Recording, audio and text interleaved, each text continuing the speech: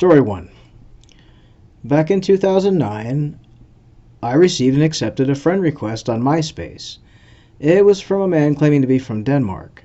He said he was a civil engineer working on a government contract in Nigeria. A few days after our initial chat, he asked me to loan him $400 because he couldn't get paid due to a problem with the banks there.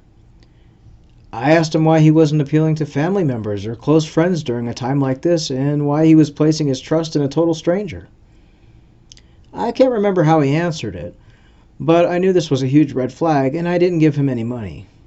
I quickly blocked him, but he later sent several emails asking me for money. I would block the emails, but he would contact me again under a new email address. I finally reported him to my email provider, and the email stopped. This was my first encounter with a scammer. Other scammers have since tried to get their hooks into me, but to no avail. I'm thankful that I listened to my instincts when that first scammer contacted me, and I've been savvy in dealing with scammers ever since. Story 2. This scam incident lost me 12,000 US dollars or 50,000 ringgit in the span of 7 hours. On the night of March 31st, 2021, I received a message from a WhatsApp recruiting people into doing an online purchasing agent business. And by the way they work is transferring money, based on the amount listed on price tags, to the bank account provided by the agent, the scammer, and within a few minutes they'll refund the money full with 8% commission, by doing so to boost the click rates on online shopping sites and merchandise. So it's a way to make money at first glance. I was skeptical at first, so I ignored it. But the next morning, April 1st, 2021, I was added by the scammer's apparent employee account to their group chats, in which there were 30 other participants. I didn't pay any attention at first, but after I got scammed, I went in to investigate them. It turns out they had stolen profile pictures, similar phone numbers, which would provide them to be fake profiles by the same scammer, by the agent scammer.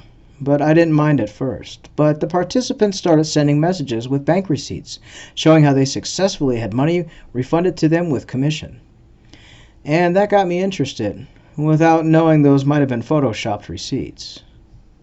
By the next day, I was messaged by the agent scammer again, asking if I'm interested in this part-time job. I got curious and agreed. And when I was given the first job, which was to transfer 40 ringgits, 10 US dollars, to a bank account, I used this as a chance to prove if it's legit or not, and it's not a lot of money to lose. Surprisingly enough, I was given back the money with extra commissions. And the second attempt just further convinced me more, as I transferred 130 ringgit to the scammer and got refunded 159 ringgits. Then I was convinced, and I wanted to make more from it. I was then given a VIP slot, which boosts the commission to 15%, and I acted greedy and fell for it. And that's when things started to become more suspicious for me. As they demanded to transfer money, the price tags for the items start to get bigger, ranging from 400 ringgit to 5K. And eventually, I invested all my money, 12,000 US dollars or 50,000 ringgits in total, believing I could get a refund with more commission. But then I was told I'd have to transfer an extra 19K ringgit or 3,500 US dollars to them, as the amount of money was too big for them to transfer to my account, and I would have to place a deposit of 19K ringgit for them to proceed with my money back to my bank account, or else their financial department of their company will get hit by taxes. That's when I decided this isn't right at all. After that, I went to check the WhatsApp group they added me in and looked up an article about people receiving the same offer and amount about this recruitment. By then I noticed how the manager, lead scammer, number and name was different from other people. The profile picture of the other manager is also used in one of the members of the group chat. When I went over to check the members involved in this business, one by one they all incredibly haven't been online or been inactive for a day. More specifically, right after they sent their proof of transaction images. I guess was to convince me that other people who might have fallen for this. Another thing to note is how among 30 members, most of them only have Maybank or CIMB Bank screenshot transactions. When I clicked the images, the beneficiary names were all their own name, and their phone numbers were oddly similar as well. All of these convinced me that I had been officially scammed out of $12K US dollars. Away with the scammer still demanding $19K in ringgit, and I don't have any money left to fend for myself. This is all on me, and for not being smart enough.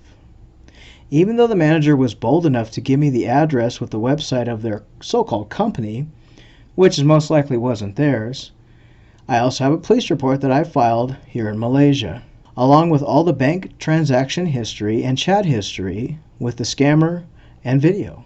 Now, hopefully I'm eligible to get my money back, as I've been feeling depressed since this scam occurred. I know I can never get all the money back, and the only way is to regrind from the scratch.